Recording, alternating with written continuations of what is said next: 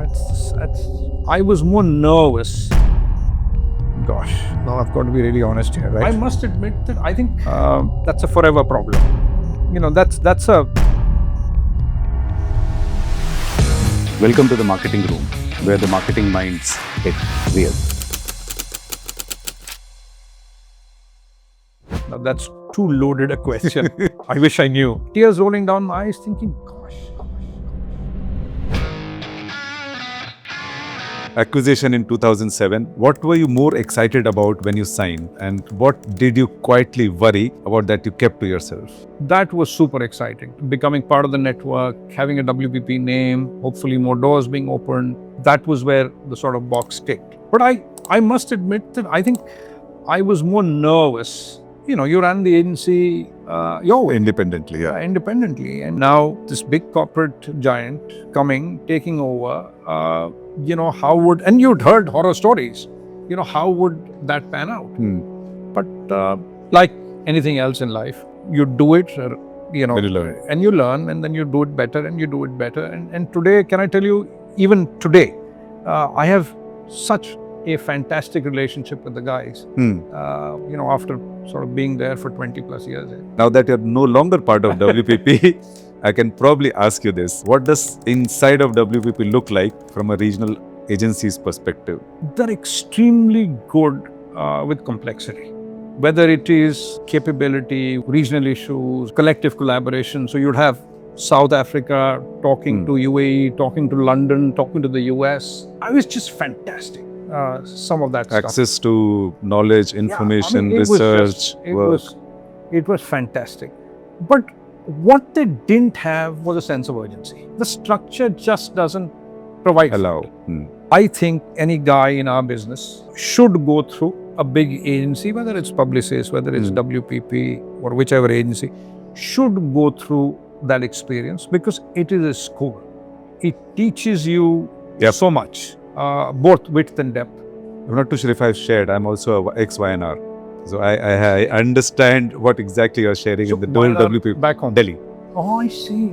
I know the network. Amazing, yeah. At what point did you know the WPP chapter had run its course? And how long between knowing and actually leaving? Now I've got to be really honest here, right? Post-COVID, I realized that this was actually a done deal. We lost a bunch of clients. So we were a YNR brand. So YNR had us, Geometry, so partnership, Geometry, GTB, and the Ford agency, I forget the name. So the message we got was that we want to consolidate and make it into one agency. So it will be one YNR and the sub-agencies will not exist. So that's the message we got. In a way, I was glad, because I had started to think around COVID, and I had started to see the business very differently.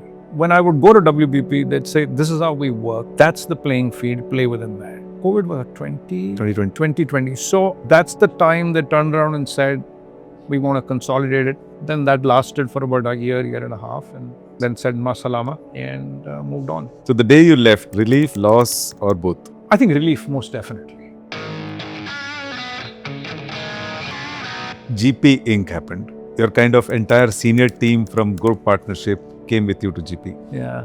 What does it mean when people follow you out of stability into an unknown, and what does that responsibility feel like? Yeah, I think weight remains. It's a question of, again, trust and culture. So you built a certain culture. People obviously liked that culture, trusted that culture. They followed it. GP Inc. is no different. I think, if not better. That's why they followed. A few of us were done with the big agency. With the big agency. We wanted our freedom back. We wanted to do great work. We wanted to build a completely different ecosystem. GP puts data at the absolute center. Yeah. Creative, tech, CRM, analytics, all integrated. What specific failure of the traditional agency model made you determined to build it this way? The one answer to that is accountability. Creative advertising industry, the way we knew it, is quite frankly dead. What was missing is accountability. This ecosystem now doesn't work for me. And so I said, I want to go out there and create my own. Now that data had come into in the business, I wanted to create a data spine that started from creative, went to delivery, and then ultimately told us impact. So if you spent $100 here, you got an impact ROI of 500 or 200 or 50. And I think that's the story that the industry will move towards. I don't see this happening, but it's really born out of accountability. Now, within the ecosystem, I have tech.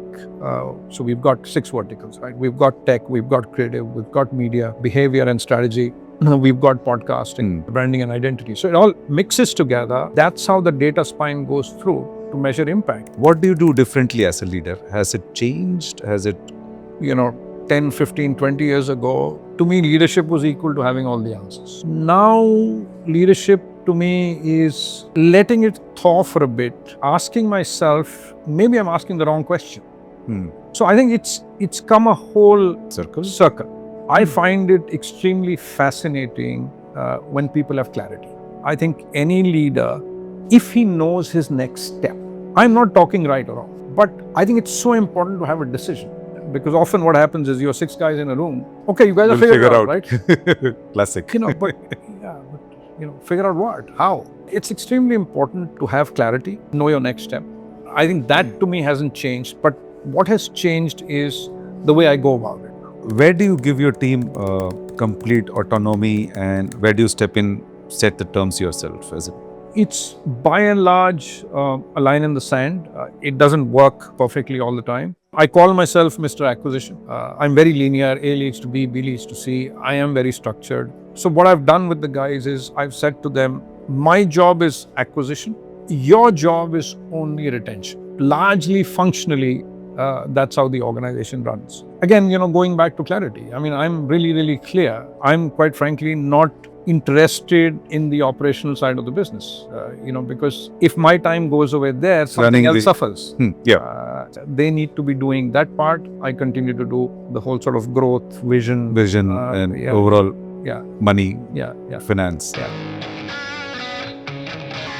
Strip away the platforms, the data, the AI. What is the irreducible core of great communication? The thing that hasn't changed in 30 years? I think at the base of everything is storytelling. It's the doom scrolling you do, it's the podcast you watch, it's the movie you see. So I think that has not gone away. So to me, that still sticks. That still stays. You described yourself as an avid practitioner of communication business. 30 years of practice. What does mastery in this industry actually look like? Gosh, now that's too loaded a question. I wish I knew. I mean, it depends on sort of where you're coming at it from and where you sit on the food chain. Anybody who is in this industry has to have a sense of curiosity. The why not sort of in your brain. Why can't it be done like this and why can't it be done like that? I think that's extremely important. The ability to think. Also, we are in a business of people. I think relationships extremely important. I'm writing a piece on talent versus temperament. I say in that piece, temperament always wins. So if you are curious, if you've got a brain that can think, if you've got a great temperament, and of course you're willing to work hard and put in the hours and so on and so forth. The attitude aptitude story. Yes, absolutely. Always, great attitude wins. Exactly. What is the one shift coming in this industry that Dubai agencies are simply not prepared for? Not only Dubai, I just think it's the world. We, as an industry, are just grappling with everything. So if you... Fast-paced changes. Yeah, exactly. I mean, if you take the old days, it was really simple. You produced an ad, you went and released it on radio or a press or in the press or on television. And then came the digital age, and a very siloed approach. Every day. This guy was a media guy, this was a CRM guy. Individual practices became the way to be. Because then, you are the client, you said, oh no, that guy is a media guy, he really knows the media story very well. And then media agencies became what they became, creative agencies became what they became. 10 years ago, Meta came in, became the largest media agency in the world. That sort of narrative move over the last maybe couple of years of this from an entire AI scenario. And clients now saying, oh, but why are you charging me so much? This can be done by AI. And I'm sure you've... Oh, yes. Yeah, you've been through that. We're all going through that, yeah. So I think the larger question is, where is it this is going to go and sit? I have my views, and I don't know about the industry, but I think the Bizcom story, the client giving you a single KPI or a single number, and you design and you designing backwards and making sure that will be a story. that narrative will rule the roost. Accountability in a way. As in, 100%. And can I also tell you, we owe it to clients. It's just more responsible. And I think it's also important to ask clients. You'll meet a marketing head or you'll meet a business head. They talk comms. I want to talk comms. I want to talk business. Business. Yeah. Because I want to be part of creating that impact for you. We need to be involved at the problem stage. Correct. Then we can. Correct. Yeah. One piece of advice for every young account manager or creative sitting in the agency circuit today. This is a common advice to agency, non-agency, all the youngsters. Read a little more. When you read, you articulate better. You feel better. You build a world of your own because you're reading. I just finished something called The Anxious People. I rarely read fiction. It was just such an interesting, endearing story of 9 mad people. And in some way, you find yourself Somewhere in one of them. Somewhere, and towards the end, I'm sort of reading with tears rolling down my eyes, thinking, gosh, this is, Wow. I think read to me is extremely important. Cheers. Just to tell everyone, this is just coffee. That's what he's saying. I'm not too sure. One word for selling the partnership. One side of me would say relief. The other side of me would say nostalgia. Independent or network, which produces braver work? No, independent, any day. Creative team or client servicing, which is harder to lead? Both. A campaign from your career you most wanted the world to have seen? I think there are two. One we had won the Cannes Lion for. When you go for your eye test, it was for Aster Hospitals. When you go for your eye test, you read that A, B, C, D, etc., etc.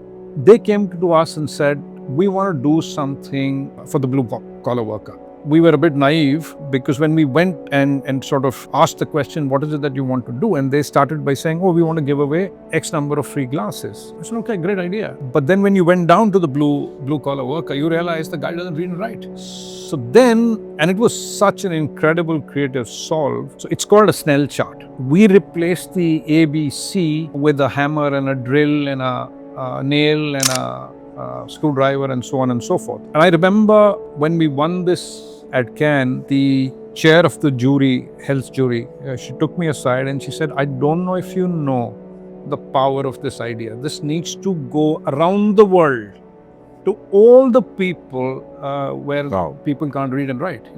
Be it the Philippines, be it India, be it all developing countries Africa. in a way. Yeah, exactly. One thing the industry still consistently gets wrong.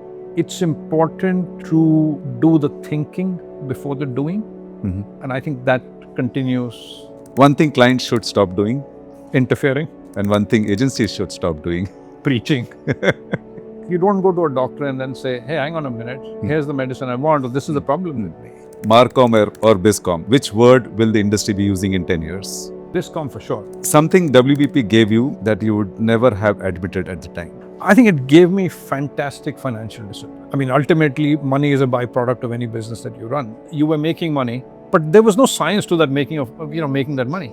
How much should you be charging? What's the conversion of that? How much staff should be employed? What should the ratios be like? So all that. And I had some really fantastic teachers. I remember my days as in throughput per person. That was the benchmark. Like in retail, it's return per square feet. Yes. Fill in the blanks.